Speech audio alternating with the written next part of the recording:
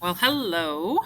I don't know if you're in my third hour. I posted this video earlier and then I took it down, so you're not crazy. It was there, and then I took it down because there was some things that I wanted to change about it, so I'm going to do it again. So what I said before, what I'll say again is I posted earlier today um, 7 different really short videos. I think they're only a couple of minutes each, and they are on the elements of art in photography. And it's a good little video that explains each element and shows how you can start taking photographs with those elements in mind. That's what we're going to be doing this week. So, also a reminder, talking about the elements of art, is we're going to have a quiz over the elements and the principles of design this Wednesday and Thursday. So if you are in third hour, you're going to have it Wednesday. And if you're in 456, you will have it on Thursday. So watching these little videos that I'm posting today, is actually a good little review on the elements. But you can find the elements and principles in anything, in any type of picture or artwork. So this is focusing on how to find them in photography. So we are going to do photography next. If you haven't watched those videos that I posted, I want you to watch them before you watch me right now. So if you need to pause this, stop this video, go watch the other ones, and then come back to this. So you should have a little understanding of how you can see the elements of art in photography. But now what we need to focus on is how do we take photographs that have these elements in them. So this little slideshow that I'm going to go through, I will present now, will show you, I don't know what this is. Take that off. I'm going to present now. We're going to try it again. All right, that's better. So this will kind of talks about, when you are taking a photograph, a lot of times people just put their phone up or their camera up and they just click a picture. That's taking a photo.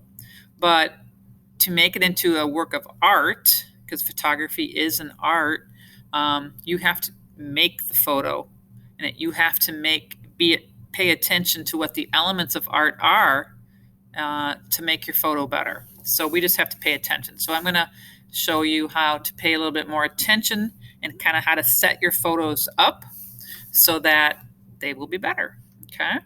So this picture is an example of just someone who took a photo, just took a snapshot. There really wasn't any thought to it. It doesn't look like it.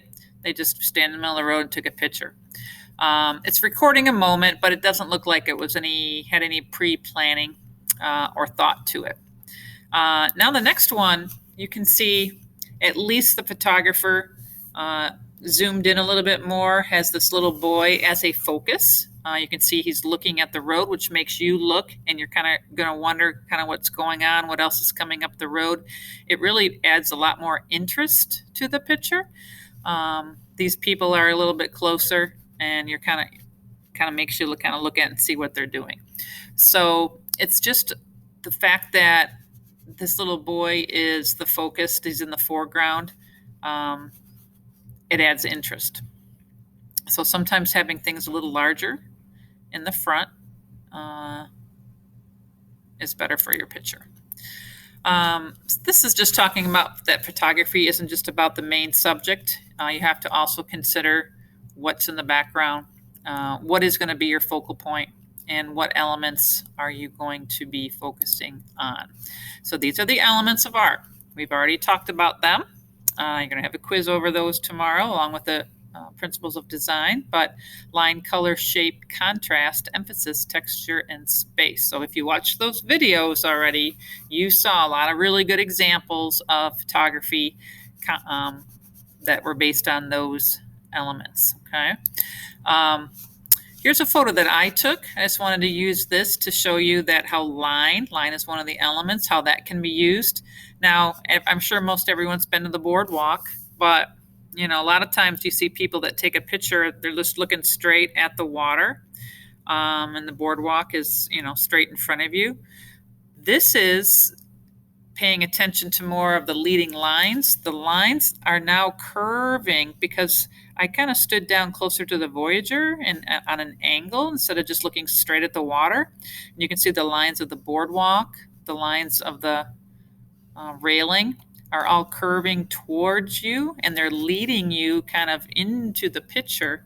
That adds more interest. If I would have been just standing straight, looking at the water straight, the lines were straight, it wouldn't have been as interesting.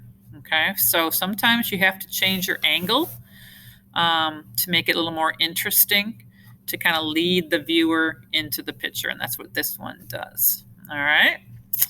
I also took this one this weekend, and this is just a really close-up of the Blue Water Bridge. The sun was rising, and I really just liked the contrast here of the angles of the bridge, all these lines of the metal work, just made for a more interesting picture. Okay, so sometimes you got to just focus on the lines. This one, I don't know who took this one, but it looks almost like a ride of some kind. That's something that's twirling around, but because they took it on an angle, but you can see the curve of all the lines, it really creates a sense of movement. So whenever you can see lines and they're curving, sometimes it'll look like it's moving. They don't have to be always curving, but lines in your photo can give you a lot of interest. All right. I took this one too. Sometimes the sunrise is so colorful, and it really just makes anything else that you have in the foreground really contrast or pop against it. So focusing on things that have a lot of color in it, and you're focusing on that one particular color, can bring a lot of interest to your picture.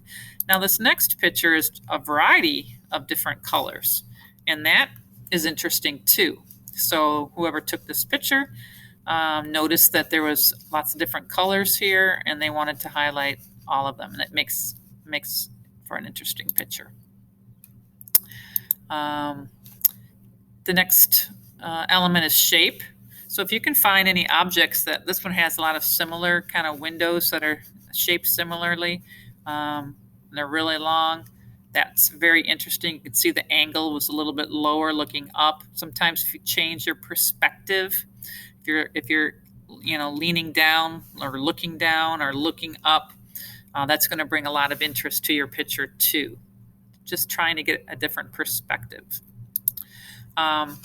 I took this picture, and this is one, like they say, you either take it or you make a picture.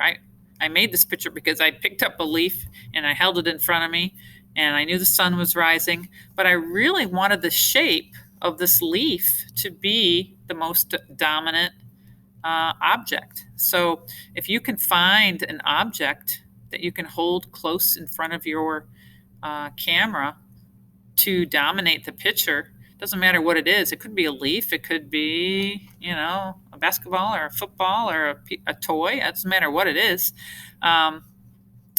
You will create a little more interesting picture. So focusing on the shape of the object that's up close to you. All right. This is interesting, and this could easily be done, at home with some fruits and vegetables, or outside with some stones, and then putting something on top that's going to be, a bright color to contrast against whatever it is in the background.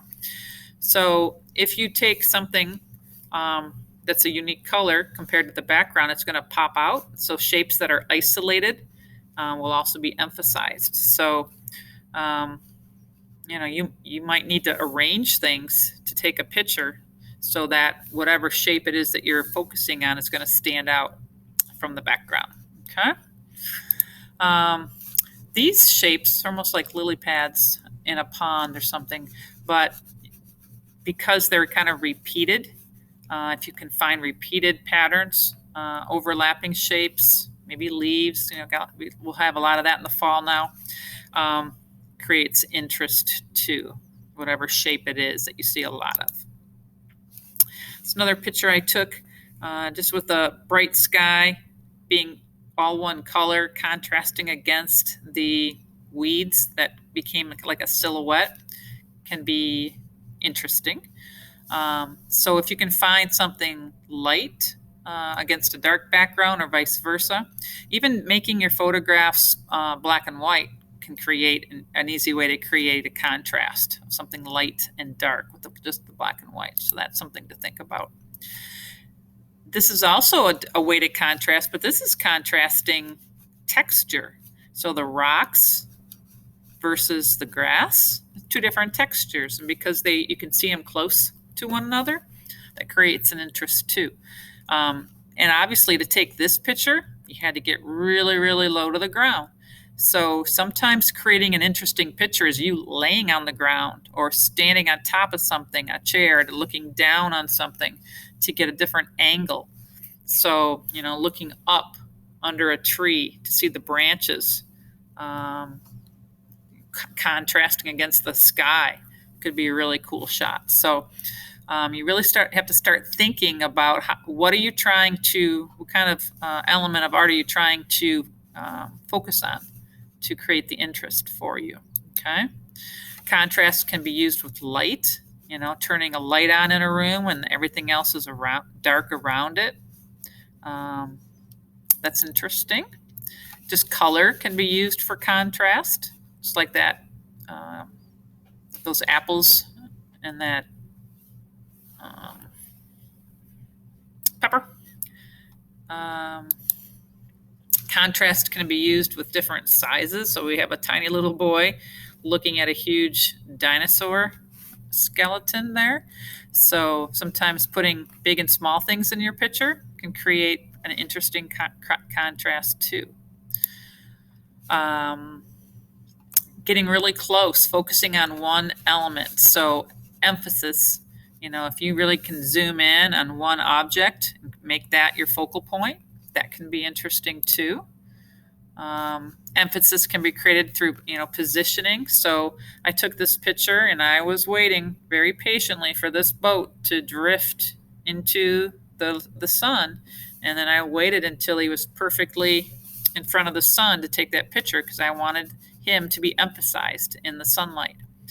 And yes, I took a lot of pictures. I took pictures all this, it was probably 10 pictures. And then I found the one that I really had him centered perfectly. They all weren't like that. So sometimes you have to take a lot of pictures to get one good one. That's just part of photography. Emphasis can be created by kind of blurring out the background. So if you focus really closely on something in front, if you have an iPhone camera that put it in portrait mode automatically will kind of fade out the background, unfocus it, and what's in front will be crisp and clear. So you could try that, or just try and, that's just one way to create emphasis. You can create emphasis in other ways too. But you can create emphasis by kind of putting whatever you want to take a picture of framed in something else. So, I took this picture and I saw that these leaves or weeds were kind of curving like that, and I thought that made it kind of a cool frame. So I waited once again for these fishermen to kind of float, and I didn't take the picture until they were in this little framed area. But that can be done in a lot of different ways too. So think about what unique things you could use to frame whatever it is. Maybe it's the railing on the boardwalk and you're using the rails and waiting for a boat to come through, and the boat would be in the middle of that. Or just branches of a leaf, on the trees, looking at the sun through the branches and trying to get the sun between certain branches could be easy to do. So just kind of think about how you could frame your picture. You can look at putting different textures next to each other. So we have the texture of the trees versus the texture of the brick building. That looks kind of cool next to each other. I took this picture just to show the texture of the stones and the rocks in Lake Huron here. There really wasn't anything else in the picture to focus on, but the texture creates an interest. There's different colors and there's different textures and sizes of the rocks. So focusing in on just something that has unique texture, like if you have a cactus plant at home, or what about a pine cone or the pine needles on a pine tree? You could really focus in and just get the texture of those, or different rocks, or whatever you have, leaves in your backyard, wood. So really trying to focus on what does this texture look like, trying to zoom in as best you can. Space, in photography, you're really trying to kind of create, sometimes having foreground, middle ground, and background creates interest. You can see this woman walking through the door. You can tell there's space through that door. There's more, there's stuff in the front and there's stuff in the back. So making sure that there's things in your foreground, middle ground, background if you want to focus on space. I took this one at the Palmer Park Arch there too, but because you have the arch here and you can see the water in the background, you see the path going through that arch, you can definitely see foreground, middle ground, background. So it creates a sense of depth and space that creates a little more interest. Now, if I would have had a freighter going through or a fisherman, centered there, that would have been cool, but that didn't happen the day that I was taking that. But it still creates a sense of space. So your assignment this week. So obviously, if you haven't finished your graffiti name, that's obviously something that needs to get done.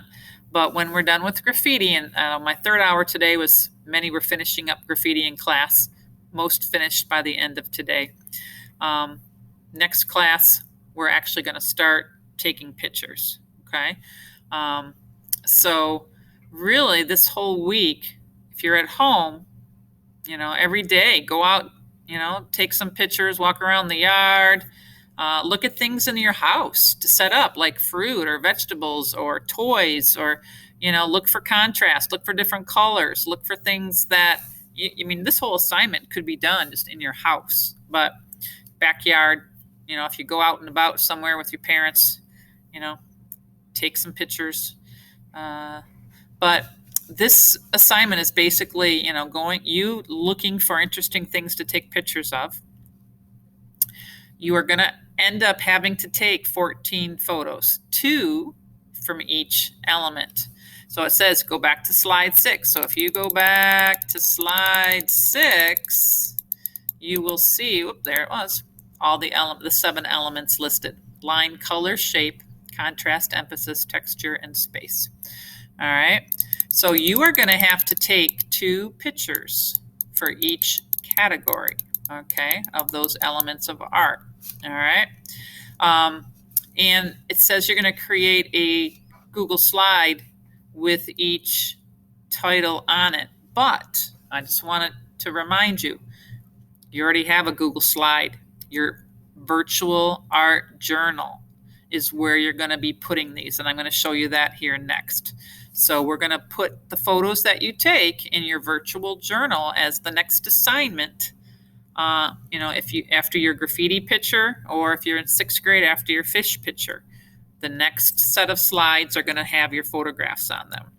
So I will show you that. So this is just another reminder that you're going to have to set the picture up to make it good. You have to really think about, are you going to focus on color or line or texture? You got to find what you need to do. So we're not just, putting our camera up to our face and just clicking away without thinking about what it is you're trying to do. All right. So let me exit out of this, and then I'm going to bring up my virtual journal. So you guys have your virtual journal. I'm going to go back. So Hopefully, if you're 7th or 8th grade, you have already submitted and put in here your final graffiti name, okay? If you're 6th grade, maybe you have your fish name on here. But notice that what I've done so far on mine is on the next, because the next assignment is elements of art in photography. So you're going to have to do that. You're going to have to type this on the next slide. If you don't know how to do that, I'll delete that. If you want to add words, you just go to Insert, Text Box, and you can draw. I wanted this to go across both pages, and I'm going to type, that's the title, Elements of Art in Photography. And if I highlight it, I can click and enlarge until I get it as big as I want across the 2 pages, okay? I've already added text boxes here with, oops, moved the wrong one, with some of the elements on here. Now you can decide, do you want to put your, 2 small photographs here, and 2 small photographs here? You can fit a few on each page. Or maybe you want 1 page for each element. Maybe this is just going to be the page where you're going to put your 2 photographs for line. I'm trying to move this one. All right. And I could move this onto another page. So how you arrange it is up to you. So we have line and color and shape and value. That's 1, 2, 3, 4. The next page I already put texture and form. And then the last one is space. So add a text box and add space. So why did it flip-flop? All right, here we go. So I'm going to highlight if I want to make it bigger, and then I think most of these are like 24 or 25. So you can decide. Now, if I make my, cut my photos down or resize them, I could probably fit 2 small photos here on each page. But if you think you want them bigger, make more, spread it out to more pages. I do want to show you this while I'm talking to you. If you spread these out and you have 1 element on each page, you're going to end up needing more slides, because I only put so many slides on here for projects, but I knew we were going to have to add more. I just want you to see that if you click on any slide, here I just clicked on the next one, and you can see like, oh, I really don't have that many more slides for projects. If you click on a slide, you can go to Slide, Duplicate Slide. If you want more copies of this project page, you can click Duplicate, and it's going to add another one. So I'm going to click on this again. I'm going to go to Slide. I'm going to duplicate Slide, and it's adding more of those slides. So especially if you get to like the end here, like slide 18, that's what I have so far. I'm like, oh, I'm going to need some more slides. So you can go to Slide, Duplicate, and now I have 19 slides. Slide, Duplicate, and then I have 20 slides. So you can always add more slides to this program, and whatever you need. So if you're running out, just duplicate some more, and that will be good. Okay. So from now on, when you are turning work in for me, you are just going to attach this sketchbook on the rest of your assignments for projects, because you're going to attach this sketchbook, when the graffiti name design is done, and I'll see that this page is done. If you're 6th grade, you'll attach it with your fish on there. The next assignment, once you have your photography in here, you're going to attach it again. So we're just going to be not resubmitting, but just attaching on each additional assignment the same virtual. And we're just going to keep filling it up. Okay. Let me just show you real quick. If you take photos with your phone, I think I showed you last time, and you bring up the slideshow on your phone, you can insert pictures. But maybe you've saved photos on your excuse me, your excuse me. I'm going to pause for a second. I need to drink water. Okay. I want to show you how to add a photo on here. So if you took photos, hopefully you can kind of save them like on your Google Drive.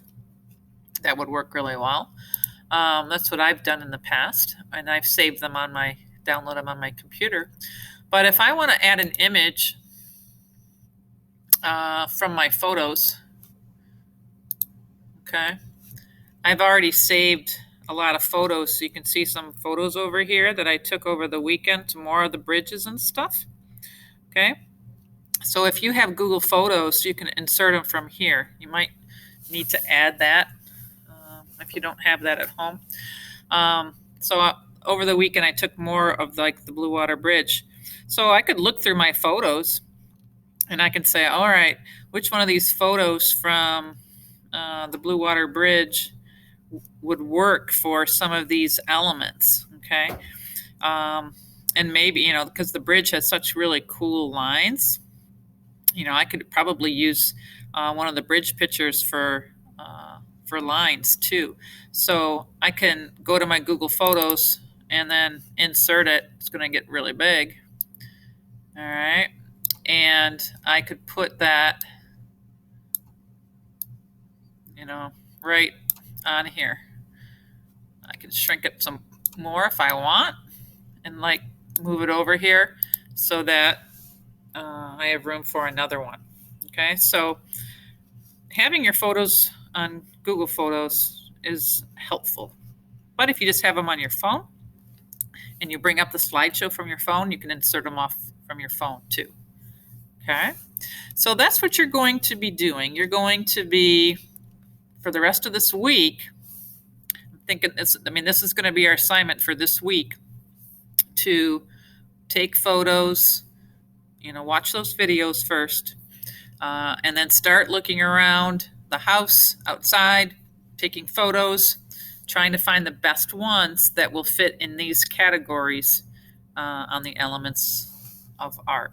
Okay, and you might have to take a lot. Like I say, you might have to take a lot of photos before you can find some that really fit the category that you want to fit it in. Okay. Hopefully this helps explain. I'm going to say, this is the next assignment. This will be the assignment for this whole week. I have this whole week and the weekend to work on it, and it'll be due the beginning of next week. So the beginning of next week, we'll start something new. So each day this week, go out, take some pictures, see what you can find. All right, looking forward to seeing what you do. If you have any questions, let me know. All right.